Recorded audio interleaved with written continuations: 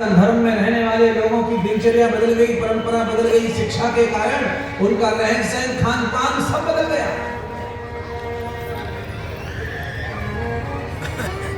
अब सास खाए न खाए कोई फर्क नहीं पड़ता। पति के पिता को भोजन मिला है नहीं मिला है कोई फर्क नहीं पड़ता। पिताजी सोए कि नहीं सोए बेटे को फर्क नहीं पड़ता। क्यों? समय के साथ में हर चीज में बदलाव आता है, इसलिए मैं किसी को दोष नहीं लगा रहा हूं। समय ऐसा है।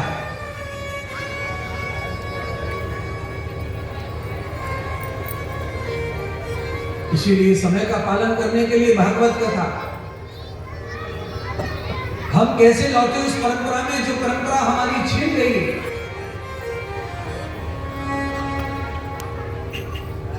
हमारी परंपरा कैसी है? हमारे घर में नई बहू आती है हिंदू घर में, तो घर में उसका सम्मान होता है, सत्कार होता है, उसकी आरती उतारी जाती है, उसके कुमकुम चावल लगाकर उसके पैरों से धन धान्य से भरा हुआ कलश लुढ़काया जाता है। नई बहू जो आ रही है उसको लक्ष्मी माना गया, उसके पैर को इतना सत्कार हो रहा है, पार्वती का हुआ। और अंदर घर में जाकर के बहू को आसन पर बिठाकर या उसी दिन या अगले दिन फिर देवताओं की पूजा बहू करती है। पंडित जी कथा सुनाते हैं सत्यनारायण की आदि आदि। ये परंपरा हिंदू सनातन धर्म में पार्वती के विवाह से चली आ रही है। हमारे हिंदू धर्म में तो पार्वती और शंकर की कथा दूल्हा दुल्हन को शादी के मंडप में फेरे लेते समय सुनाने की प्रथा है। जो दुल्हन पार्वती की कथा सुन ले फेरे लेते समय वो कभी भी ऊधम नहीं करेगी सास के साथ, पति के साथ, ससुर के साथ। और वो पति अपनी पत्नी के साथ कभी अन्याय नहीं करेगा। जिसने पार्वती शंकर की कथा विवाह के समय सुन ली, पर वो भी खत्म हो गया, वो भी परंपरा मिट गई। अब कथा नहीं होती शादी के समय।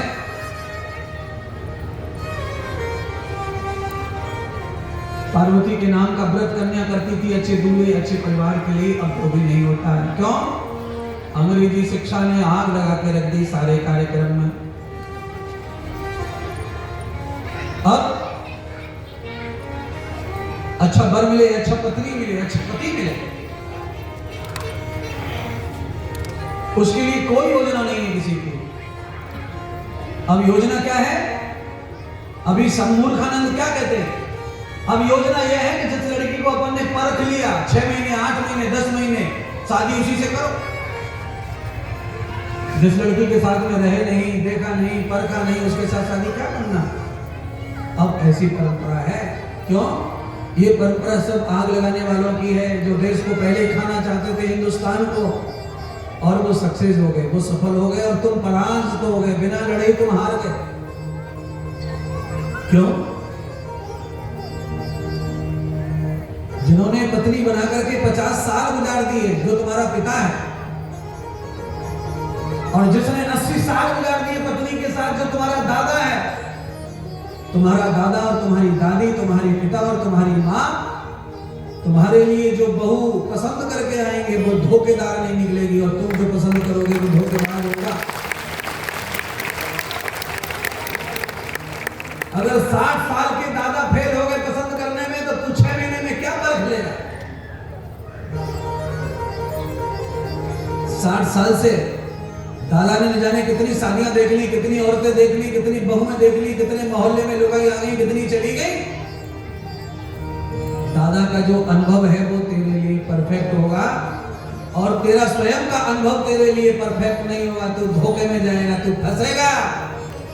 इसलिए अपने आप पसंद कर करके शादी करने की परंपरा को खत्म करो। माता पिता, दादी दादा, अड़ोसी पड़ोसी सब मिलके 5-10 लोग 5-6 गाड़ियां भर के जाएं,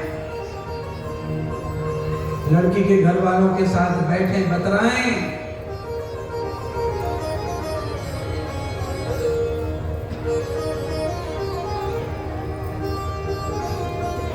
पूरे खानदान के साथ व्यवहार होना चाहिए। पार्वती माता का व्यवहार ऐसा ही था। पार्वती जी ने क्या कहा? हे महादेव मेरे जीवन को धन्य कर दो, कृतार्थ कर दो। पार्वती ने कहा मेरा जीवन धन्य कर दीजिए और एक भोग की जिंदगी अब मैं जीना नहीं चाहती। मैंने घोर अपमान किया आपका, भगवान प्रभु श्री राम का, आपके इष्ट देव ब्रह्म का। मैं प्रायश्चित करने के लिए पार्वती का अवतार लेकर आई हूं भोलेनाथ। मैं तो सदैव आपकी अर्धांगिनी ही हूं, मुझे बार बार शरीर लेने की आवश्यकता नहीं है। पर मानव शरीर में आकर के मैंने अपमान जो किया, और मैंने पिछले जन्म में गुरु नहीं बनाया, मैंने गुरु नहीं किया, कान नहीं फुकवाया, मंत्र नहीं लिया। इस कारण मुझे गुरु बनाना है, मुझे कथा सुननी है। आपने इतना प्रयत्न किया था पिछले जन्म में, पर मैंने कथा नहीं सुनी। आप तो सुनाई रहे थे, पर साथ आप मुझे ऋषि कुंभज के आश्रम ले गए, मैंने वहां भी कथा नहीं सुनी और मैं कथा का अपमान करके लौट आई। मार्ग में श्री राम और लक्ष्मण मिले, मैंने उनका भी अपमान किया परीक्षा लेकर। मैंने आपके वचन पर विश्वास नहीं किया, इसीलिए मुझे उस जन्म में अपयश का मरण आया। मुझे अग्नि में जल के मरना पड़ा, आत्महत्या करके मरना पड़ा। महादेव अब मैं अजन्मा रहना चाहती हूँ, अब मैं मृत्यु को प्राप्त ही नहीं करना चाहती, इसीलिए मुझे अमर कथा सुनाओ। पार्वती अमर कथा सुनना चाहती है बंधुओं।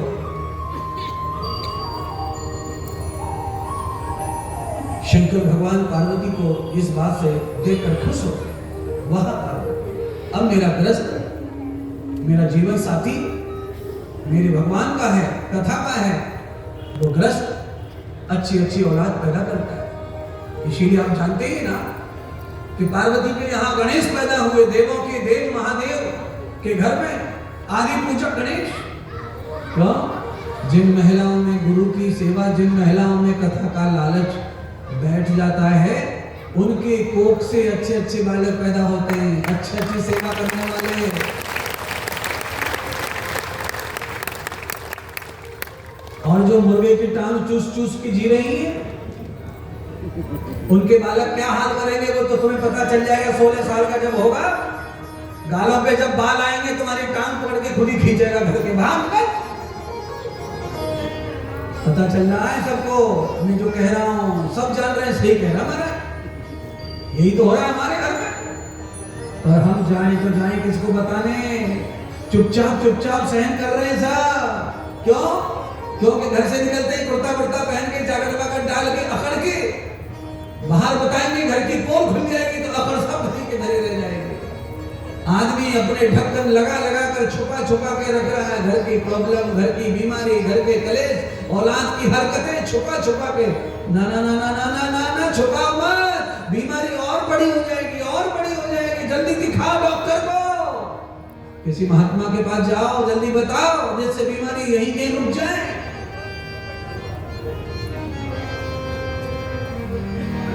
आपको मालूम होना चाहिए सबसे बुरी बीमारी शर्म लगने की बवासीर की बीमारी है।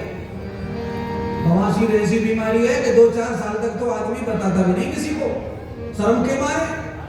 और जब तक बवासीर पूरे के पूरे मलाशय में फैल जाता है, फिर आदमी को बैठने में, उठने में, सोने में, जगने में, खाने में, पीने में हर पल तकलीफ होने लगती है। अब क्या करे, मजबूर, अब ऑपरेशन। इसीलिए संकोच ना करिए, जहां जगह है बताने की वहां बताइए, सबको बताने की जरूरत नहीं है। पर जहां से समाधान मिले वहां बताओ, जल्दी शर्माओ मत। छुपाने से नहीं होगा कुछ, बीमारी बड़ी हो जाएगी, मामला बिगड़ जाएगा, बालक बिगड़ जाएगा, परिवार बिगड़ जाएगा। अरे बहुत हो गया ना, 60 साल से सीटी मार रहा कुकर, 60 साल हो गई, 40 हो गए, 55 हो गए, 45 हो गए, 32 साल हो गए, खाते खाते चूसते मछली के टांगों को। कितना खाओगे, कितना पियोगे, कितने दिन तक? बंद करो और आ जाओ सीधा पार्वती के खाते में, पार्वती जी की तरह स्वयं, और प्रार्थना करो महाराज और कथा सुनाओ। 7 दिन नहीं महाराज, 14 दिन कर दो कम से कम महाराज, कम से कम 20 दिन की कर दो महाराज। जाओ मत महाराज, छपरा से यही सुनाते हो महाराज। प्रार्थना अजन्मा जीवन हो जाएगा, मरना नहीं पड़ेगा, मौत का मुंह नहीं देखना पड़ेगा, तड़प तड़प के तकलीफ नहीं होंगी, नलियां नहीं घुसेड़नी पड़ेंगी शरीर में, अंगों में। मरण भी आएगा तो ऐसा आएगा कि देवता के रूप में जाओगे, विमान में बैठकर हंसते हंसते जाओगे, पूरी दुनिया रोती बिलखती तड़पती रह जाएगी तुम्हारे लिए। रोज मर रही है दुनिया, हाँ? कितने लोग मरते छपरा गांव में रोज, शहर में रोज पैदा होते। ना तो अब पैदा होने की कोई खुशी है और न मर जाने का कोई गम है, ऐसा समय आ गया है। पहले कोई बालक पैदा हो जाता था ना तो महीनों तक खुशी, महीनों तक खुशी। बालक पैदा हो, पोता पैदा हो, लल्लू पैदा हो, पूरे गांव में पूड़ियां बट रही है मीठी, पूरे गांव में लड्डू बट रहा है, पूरे गांव में गुड़ बट रहा है, जैसा समय वैसा मिठाई। और अब पैदा हो जा कुछ नहीं है, खाली व्हाट्सएप पे फोटो वायरल कर देते, बस इतनी खुशी है। निकाल लिया व्हाट्सएप पे फोटो, पैदा होने के 2.5 मिनट के बाद ही वायरल कर दिया। न नहाया न धोया न कपड़े न लगते, इतनी खुशी है। बाकी कब बटेगा? श्रीमद् भागवत में भी एक बालक पैदा हुआ है जिसका नाम है कृष्ण। क्या क्या बटा उनके अवतार में, उनके जन्म की खुशी में, क्या क्या बटा। राम बालक नाम के पैदा हुए, क्या क्या बटा। अब तुम्हारे घर में पैदा हो रहे, क्या बट रहा है? अब महाराज बटेगा नहीं, अब तो महाराज सब जोड़ जोड़ कर इनके लिए ही रखना पड़ेगा, नहीं तो ये रोटी दें न कपड़ा दें न घर में घुसने दें। बोलो, घर दादाजी का, घर पापा जी का, और पापा जी डर डर के रह रहा है घर में, दादाजी डर डर के रह रहा है घर में। ये क्या है? इसीलिए सब दादा दादियों से कह रहा हूं, डर डर के रहने की जरूरत नहीं है। शेर बन के रहो अपने घर में, तुम्हारी कमाई, तुम्हारे हाथ पैरों की कमाई से घर बना है, और तुम्हारे साथ किसी को नौकरों की तरह रहना हो तो रहो, नहीं तो भागो, ऐसा बोला करो सुबह शाम।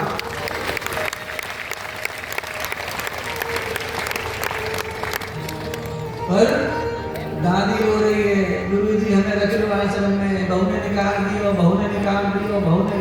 अरे दादी तू पहले आई कि बहू?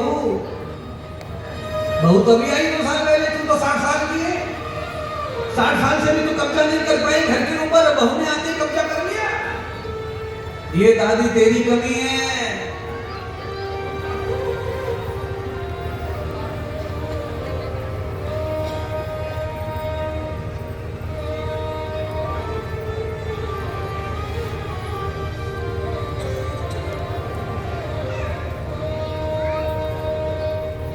एक बनिया के 3 बच्चे थे। बनिया बूढ़ा हो गया, गांव में पंचायत हुई, तीनों बच्चों को बुलाकर गांव के मुखिया ने कहा, भाई तुम्हारे दादा दादी, तुम्हारे माता पिता बूढ़े हो गए, उनका पालन पोषण करो। तीनों बच्चों के बारे में मुखिया ने कहा कि तीनों बच्चों के यहां ये 3-3 महीने रहेंगे, 4-4 महीने रहेंगे। बढ़िया सुनता रहा कि मुखिया जी क्या कह रहे। मुखिया जी चाहते थे तीनों बच्चे 3-3, 4-4 महीने सेवा करेंगे, इनका साल निकल जाएगा। 3 महीने तेरे घर, 3 महीने तेरे घर, 3 महीने तेरे घर। बढ़िया वैसा नहीं था, बढ़िया ऐसा था, इंद्रदेव महाराज का सत्संग सुनता था। बढ़िया ने कहा, सरपंच हो मुखिया, मैं 4 महीने इसके घर क्यों रहूं, इसके घर क्यों रहूं, इसके घर क्यों रहूं? घर मैंने बनाया है, हवेली मेरी है। ये तीनों से कहो कि अगर इन्हें घर चाहिए तो 4-4 महीने आकर मेरे पास रहे, मैं इनके पास जाने वाला। ये इनको रहना है तो ये आए मेरे पास, मैं नहीं जाऊंगा किसी के घर। क्यों? घर इनका है ही नहीं।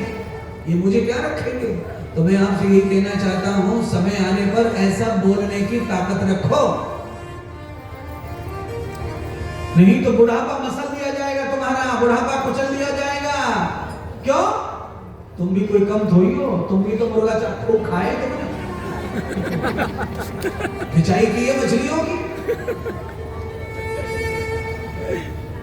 कहीं न कहीं भोगना तो पड़ेगा। माता पार्वती कथा श्रवण करने बैठ गई, शंकर भगवान कथा सुनाने बैठ गए। अमर कथा सुना रहे भगवान शंकर माता पार्वती को। माता पार्वती अखंड कथा सुन रही है और कथा सुनते सुनते माता पार्वती का ध्यान लग गया भगवान श्री परमात्मा श्री से।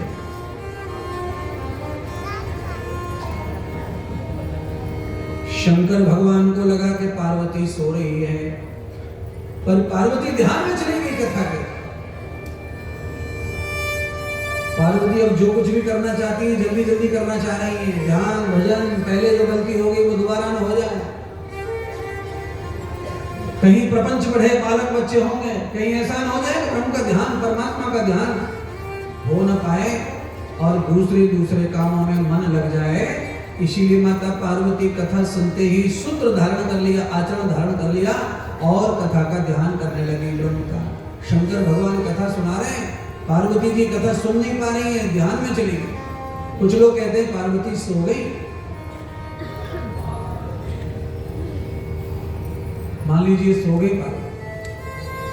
शंकर भगवान पार्वती को कथा जगा रहे हैं, जागो, अरे पार्वती कथा श्रवण करो। क्यों? ये अमर कथा है और इस अमर कथा को अगर जीव ने नहीं सुना तो जीव बार बार मरेगा, बार बार जन्म लेगा, बार बार मरेगा, बार बार जन्म लेगा।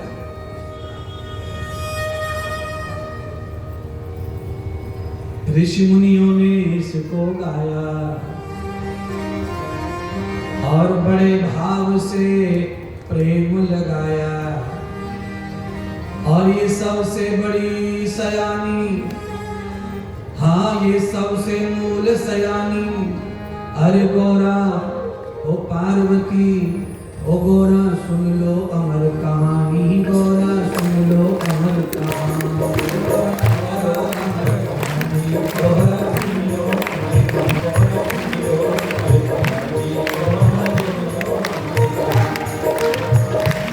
कहानी, ओ गोरा सुन ले अमर कहानी, गोरा सुन ले अमर कहानी, गोरा सुन ले अमर कहानी, गोरा अमर कहानी, गोरा अमर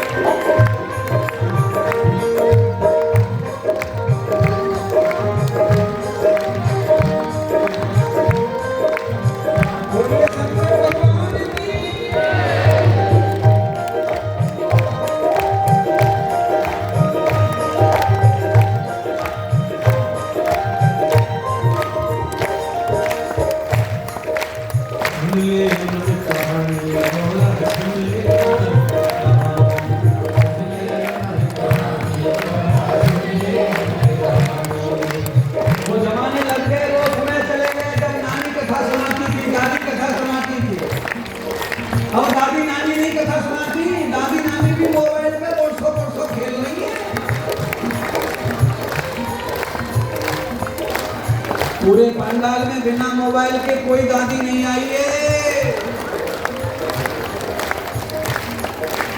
ऋषि मुनियों ने इसको गाया, ऋषि मुनियों ने बड़े चाव से ध्यान लगाया, बड़े चाव से ध्यान लगाया। ये सबसे अमर सयानी, ये सबसे अमर सयानी, सुन गौरा अमर कहानी, सुन गौरा अमर कहानी, कहानी गौरा अमर कहानी,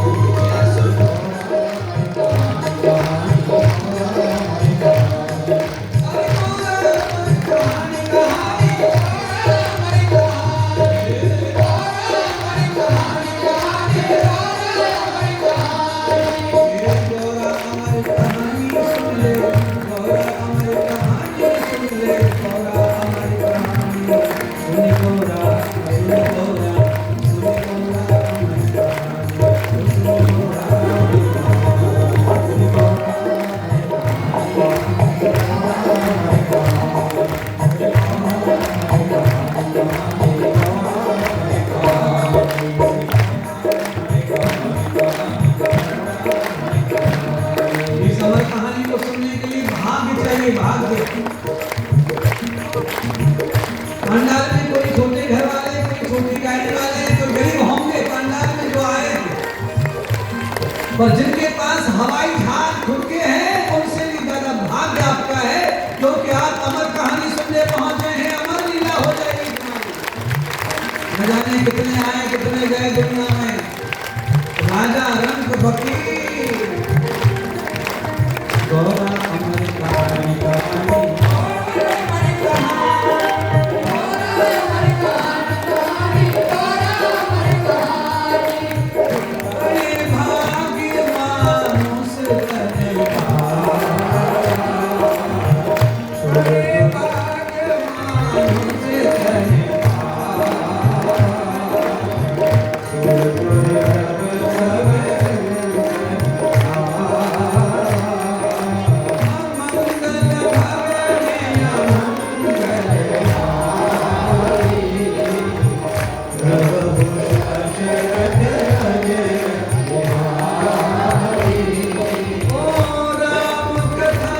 सुंदर